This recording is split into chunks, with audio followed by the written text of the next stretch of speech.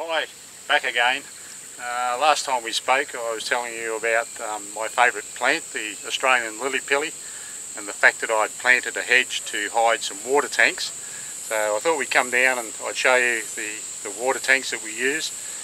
The reason we collect rainwater is because we live on a rural property and we're not on town water. So we collect the water that falls on the roof of our house, which I'll go up and show you a little bit about later.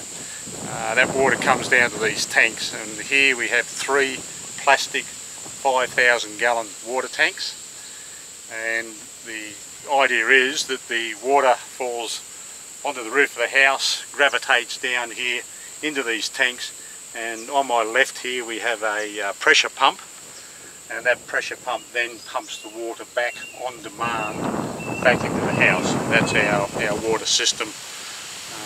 And as I say, we'll go up and have a little look there in a moment. But I don't understand why more people don't collect rainwater. I was only thinking the other day when I was in the supermarket, you buy a bottle of water, and a bottle of water is about twice the price per litre as petrol is currently selling for. Now I'm sure if petrol was falling from the sky, every one of you would be out there with cans, buckets, wheelbarrows, anything you could think of to collect that petrol and store it for later use. But it rains, and how many people collect the water? It's just unbelievable. What a waste. It doesn't matter where you live, not just in rural Australia, but anywhere in the world, water is very, very important, and you should collect as much as you can for your own use on your own property.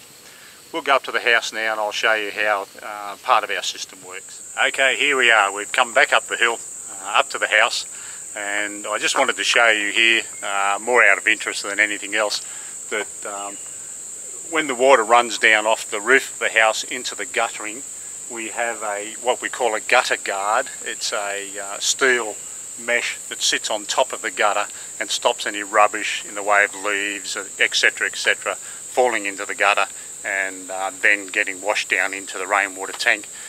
The other problem too, of course, in rural Australia is that if that material sits in the gutter and it hasn't rained for some time, it gets and becomes dry matter in the gutter, so that if there's a fire, a bushfire, whenever the sparks and embers fly up onto the roof and make their way down to the gutter, all that dry material would obviously catch fire. So to combat that, what we have, you can see here above this downpipe and above all the downpipes on the house, we have a plunger with a stopper in it. Now all we do if there's fire in the area is we push that plunger down to block off the downpipe. We then, with a hose, fill up all the gutters with water, so that if any embers do blow onto the roof and down into the guttering, then consequently they're put out with the water. So that works very well.